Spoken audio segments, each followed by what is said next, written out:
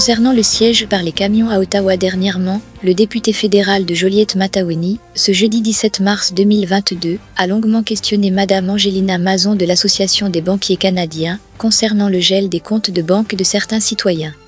Si on comprend bien, la GRC a fourni aux banques et aux institutions financières une liste de personnes à qui on demandait de geler les comptes.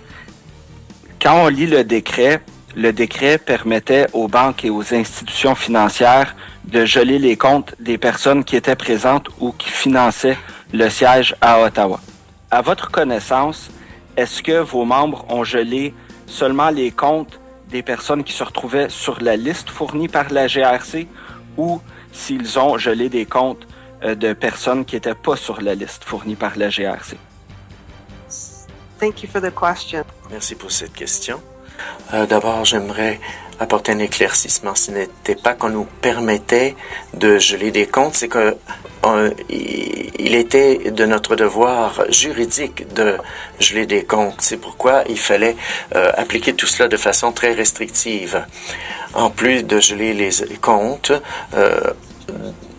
pour ce qui est de la liste, dans certaines situations, on a gelé des comptes en fonction d'une approche basée sur les risques, où l'on pensait que certaines activités étaient visées. Comme information, donc d'une part, les banques ont dû geler les comptes des personnes qui se retrouvaient sur la liste fournie par la GRC, mais aussi en fonction du décret tel que rédigé, les banques ont dû geler des comptes de personnes qui semblaient participer ou financer aux événements à Ottawa qui n'étaient pas sur la liste de la GRC. Comme le décret est construit de façon et rédigé de façon assez floue, qui semble, de mon point de vue, difficile à faire appliquer et avec assez peu de détails, j'aimerais vous redemander, mon collègue M. Chambers vous a demandé si le ministère des Finances ou si une autorité, le gouvernement ou la GRC, vous avait fourni par écrit des consignes plus claires sur la façon de procéder. Donc, à ce que je comprends, ils n'ont pas fourni de consignes écrites, mais bien verbales. C'est bien ça? Il n'y a pas eu de consignes publiées comme on aurait normalement pour un règlement. Mais comme je l'ai dit, je pense que c'est en raison de la rapidité avec laquelle tout s'est fait.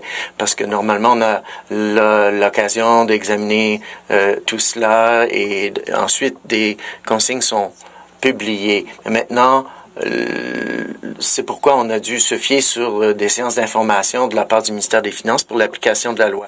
Point de vue, c'est vraiment difficile d'avoir des règles claires lorsqu'elles ne sont pas écrites. Quelles ont été les consignes qu'on vous a fournies concernant les comptes conjoints? Si une personne était visée, avait un compte conjoint avec une personne qui n'était pas visée par ce qui se passait à Ottawa, qu'est-ce qui en a été?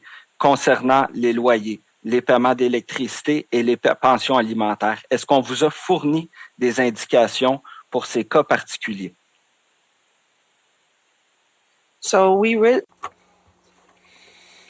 Habituellement, quand un compte est gelé, peu importe que ce soit un compte conjoint ou pas, l'ensemble du compte est gelé. On a posé des questions au ministre des Finances. Il n'y avait aucune exception dans l'ordre ou le décret. Donc, on a posé des questions pour des situations de nature humanitaire. Cela a été examiné par le ministre des Finances, mais par la suite, on n'a pas eu à appliquer cela. Dans son décret, le gouvernement n'est pas allé dans les détails, là, comme vous disiez, là, pour les raisons humanitaires.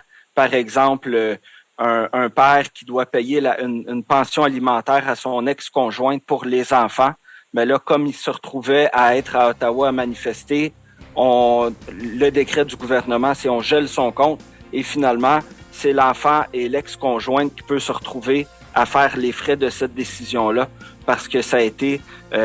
il a manqué de détails, je dirais, là, de mon point de vue, dans la finesse de l'application du décret. Ça, je trouve ça très inacceptable. Excusez-moi.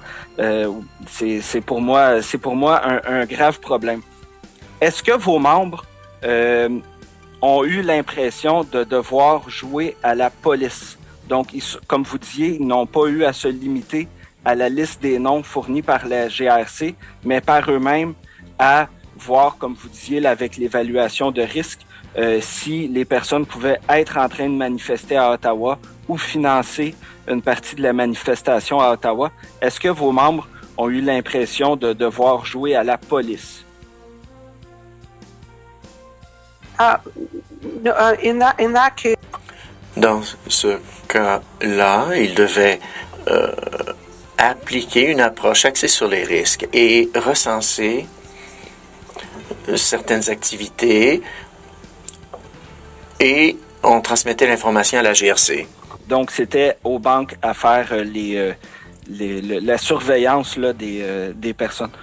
J'ai beaucoup de questions. Le temps file, Monsieur le Président. Je vois que mon temps est écoulé, donc je reviendrai pour d'autres questions. Merci encore pour vos réponses.